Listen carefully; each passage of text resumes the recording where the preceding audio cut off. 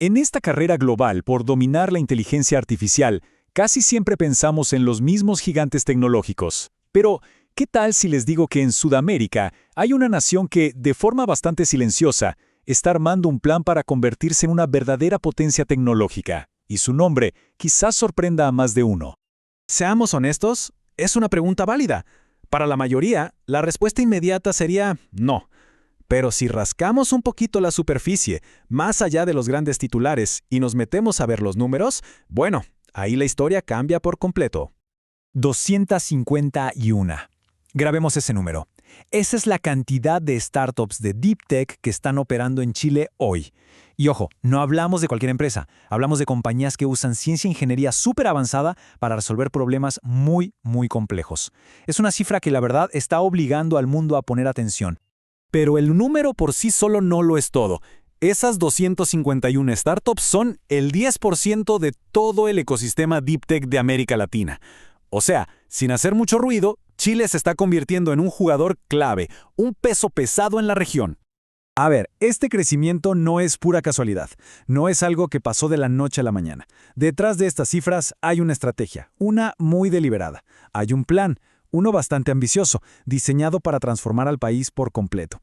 Fue en 2021 cuando el gobierno chileno puso todas estas ideas sobre el papel y lanzó su Política Nacional de Inteligencia Artificial.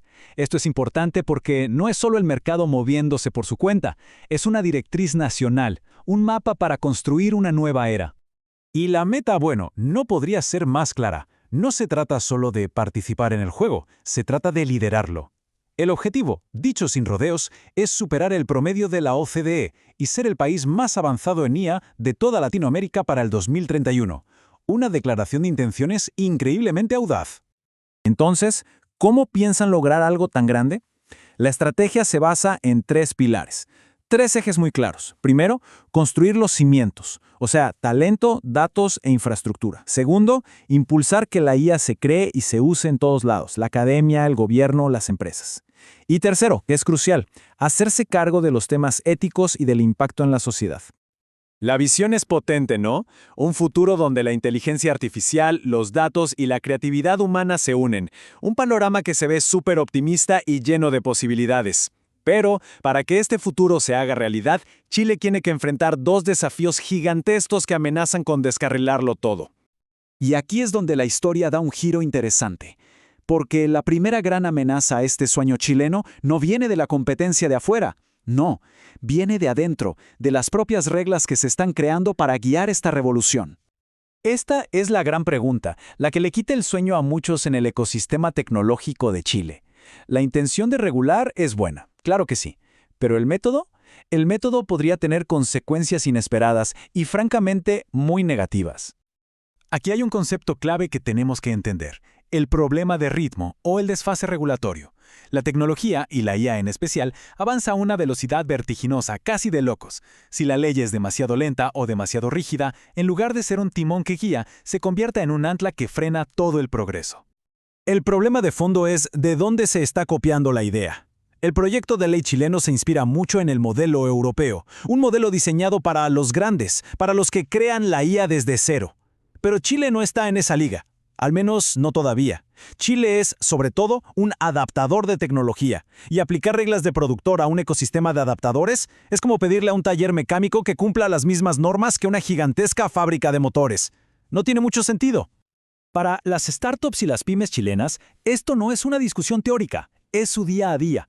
Un exceso de regulación se traduce directamente en más costos, más papeleo, menos agilidad para moverse.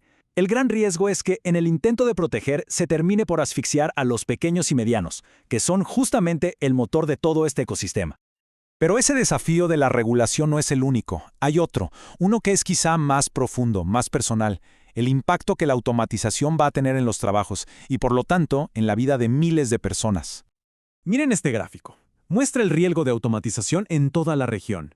Y si buscamos la barra de minería, salta a la vista. Es una de las más altas, una de las más vulnerables. Para un país como Chile, donde la minería es el corazón de la economía, esta es una señal de alerta, pero de las grandes. Y los números lo confirman de una forma brutal. Si juntamos todos los segmentos de la minería, más de la mitad de los empleos, un 55%, están en riesgo de ser reemplazados por la tecnología. Esto es una amenaza directa para miles y miles de trabajadores y sus familias.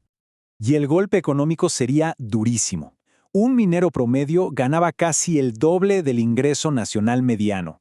¿Qué significa esto? Que la automatización no amenaza cualquier empleo, amenaza los trabajos bien pagados, los que sostienen familias y comunidades enteras. Es un golpe directo a la clase media del país. Esto nos lleva a pensar en lugares como Antofagasta. Allí, la minería no es solo una industria más, es el motor que mueve a toda la región. Una automatización masiva podría provocar una crisis social y económica de proporciones, afectando a la comunidad entera, mucho más allá de las puertas de la mina. Y así todo esto nos lleva a una conclusión inevitable. Por un lado tenemos este plan audaz, increíble para el futuro, pero por otro, una regulación que podría frenarlo en seco, y un costo humano que podría fracturar a la sociedad. Chile, sin duda, está en una encrucijada crítica. Es que es un acto de equilibrio casi imposible de lograr. ¿Cómo se puede fomentar la innovación sin ahogarla con reglas? ¿Cómo se impulsa la economía sin dejar a miles de trabajadores en el camino? En esta balanza, la verdad, no hay respuestas fáciles. El camino que Chile elija tomar en los próximos años va a definir su futuro, no hay duda.